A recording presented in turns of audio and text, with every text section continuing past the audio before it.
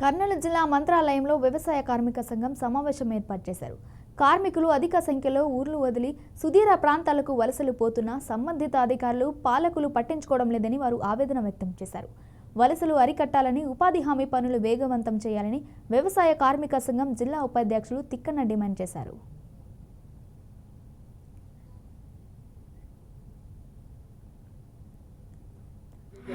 సదస్సు కరపత్రాన్ని విడుదల చేయడం జరిగింది. ఈ కరపత్రం యొక్క ఉద్దేశం ఏమనగా రేపు 23వ తేదీ జరుగుతున్నటువంటి సదస్సును జయప్రదం చేయాలని చెప్పి మంత్రాలయం మండలం నుంచి ఉపాధి కూలీలు, వ్యవసాయ కూలీలు, చిన్న సన్నకారు రైతులు కూడా ఖచ్చితంగా రేపు జరుగుతున్నటువంటి సదస్సుకి రావాల్సిందిగా నేను కోరుతున్నాను. అట్లాగే ప్రధానంగా ఈరోజు ఆ యొక్క ఆదోని పాండురంగ స్వామి దేవాలయం భావేశ్వరూప్ కళ్యాణ మండపంలో ఈ సదస్సు జరుగుతుంది.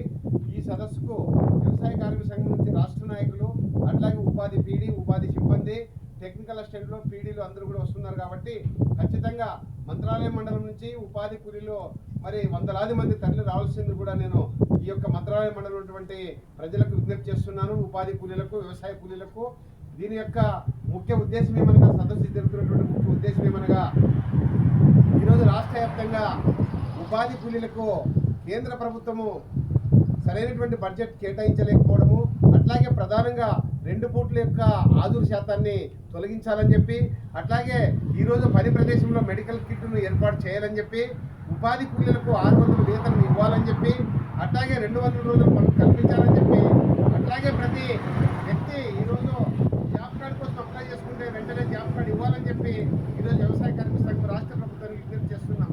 ప్రధానంగా గత ఎన్నికల ప్రచారంలోనైతేనేమి, అనేకమైనటువంటి కార్యక్రమాల్లో చంద్రబాబు అయితేనేమి, లోకేష్ అయితేనేమి ఉపాధి కూలీలకు సరైన వేతనం ఇస్తాము, ఉపాధి కూలీలకు మేము మరి కల్పిస్తామని చెప్పి కూడా ఈరోజు చంద్రబాబు నాయుడు, నారా లోకేష్ కూడా చెప్పడం జరిగింది.